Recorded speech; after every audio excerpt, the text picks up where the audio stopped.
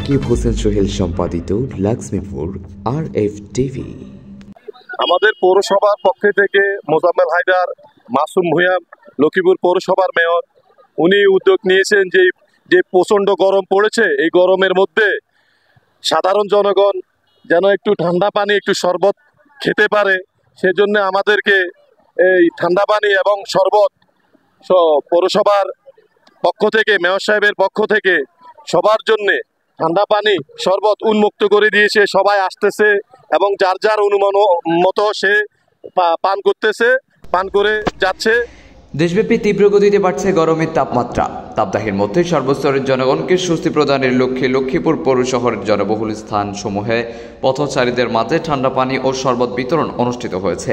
লক্ষ্মীপুর জেলা শহরের পৌরসভার মেয়র মোজাম্মেল হায়দার, মাসুম ভূঁইয়ার আয়োজনে লক্ষ্মীপুর পৌরসভার উদ্যোগে ঠান্ডা পানি ও শরবত খাইয়ে পথচারীদের সেবা করেছেন আবুল কালাম আজাদ।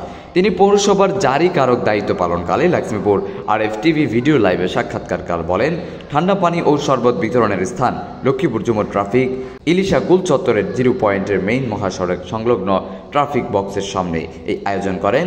23/4/2024 তারিখ রোজ মঙ্গলবারে সকাল 10টা থেকে ঠান্ডা পানি ও শরবত বিতরণ শুরু হয়েছে। এই ঠান্ডা পানি ও শরবত বিতরণ চলবে অদ্য বিকাল পর্যন্ত। ঠান্ডা পানি ও শরবত পথচারী ও জনসাধারণের জন্য এই আয়োজন গরম তাপমাত্রা যতক্ষণ পর্যন্ত থাকবে ততক্ষণ পর্যন্ত ঠান্ডা পানি ও শরবত বিতরণ চলমান থাকবে। News desk, Meherul Miraj. Mayor যে মানুষের জন্য যে শরবত বিতরণটা করছে, ইনশাল্লাহ খুবই ভালো কাজ করছে উনি।